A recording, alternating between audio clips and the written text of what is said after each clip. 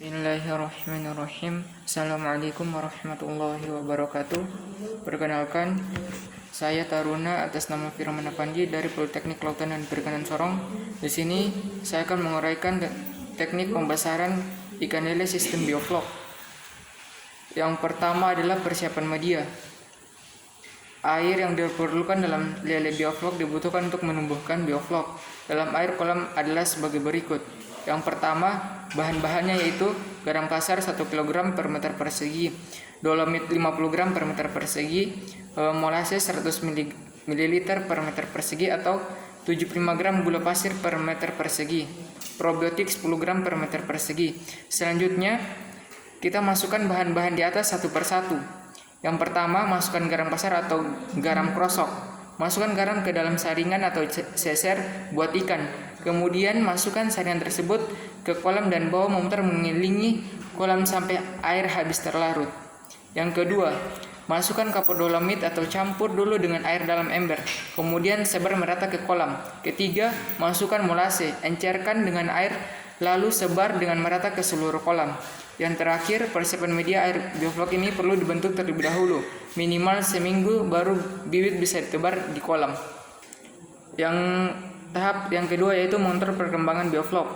Pada tahap awal, pengontrolan terhadap terbentuknya media bioflok secara awam dan kasat mata bisa diamati dari warna air. Warna air juga dipengaruhi oleh tidaknya naungan di atas kolam atau intensitas matahari yang diterima oleh air kolam lele. Jika kolam terpapar sinar matahari yang cukup tinggi, pasti fitoplankton akan banyak tumbuh dan fitoplankton itu warnanya hijau.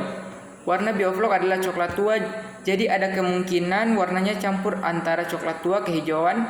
Pengukuran yang pasti adalah dengan mikroskop, jadi kelihatan vloknya aktif atau tidak. Bakteri dalam bioflok membutuhkan oksigen untuk tetap bisa hidup. Bakteri dalam bioflok membutuhkan oksigen untuk tetap bisa hidup. Jumlah bioflok yang berlebihan akan membuat oksigen rebutan antara lele dan bioflok karena utamanya adalah lele, maka biofloknya harus dikurangi. Caranya dengan membuang air pada dasar kolam. Pengurangan air dasar bisa dilakukan sebanyak 10% air kolam, dengan catatan air tidak bau dan pembuangannya harus bertujuan untuk mengurangi volume vlok saja. Volume optimal bioflok adalah ikan lele adalah sebanyak 100 ml per air. Yang selanjutnya yaitu memasukkan benih.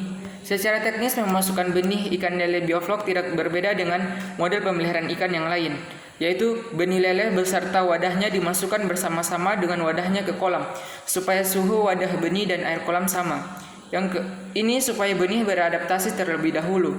Ini supaya kemudian pelan-pelan biarkan lele melepaskan diri dengan sendirinya ke kolam. Tapi yang paling penting dalam hal memasukkan benih dalam ternak lele atau bioflok adalah lele harus benar-benar keadaan sehat dan tidak terserang bakteri apapun. Yang selanjutnya itu pemberian pakan. Pada ternak lele bioflok, pemberian pakan tidak boleh berlebihan. Semua sistem budidaya lele juga sama sepertinya. Pemberian pakan diberikan sebanyak 3% dari biomasa lele. Meskipun begitu, ketika lele sudah tidak menunjukkan respon aktif terhadap pakan yang dilempar, pemberian pakan harus dihentikan. Pakan yang tidak sempat termakan oleh ikan akan merusak kualitas air. Pakan ini mengandung protein yang sangat tinggi. Protein adalah sumber organik. Organik ini akan diubah oleh bakteri dalam kolam menjadi amoniak.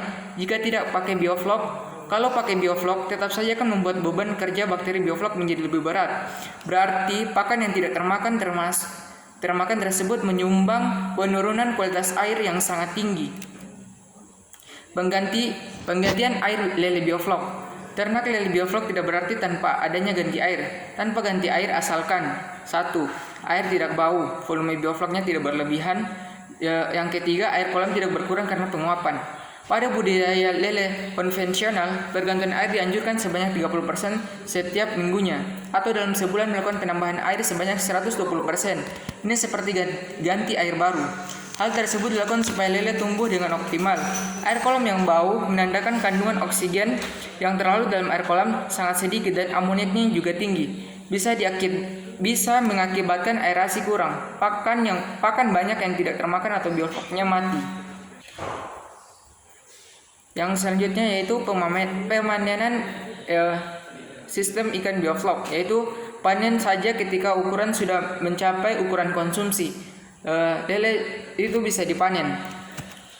Sesederhana itu saja. Apakah airnya harus dibuang? Kalau airnya masih bagus bisa dipindah ke kolam lain. Jadi nanti tidak perlu aplikasi bioflok lagi karena lebih hemat penggunaan airnya. Sekian itu dari saya. Terima kasih. Semoga video ini bermanfaat bagi yang menonton. Jangan lupa like, subscribe, and comment. Oke. Assalamualaikum warahmatullahi wabarakatuh.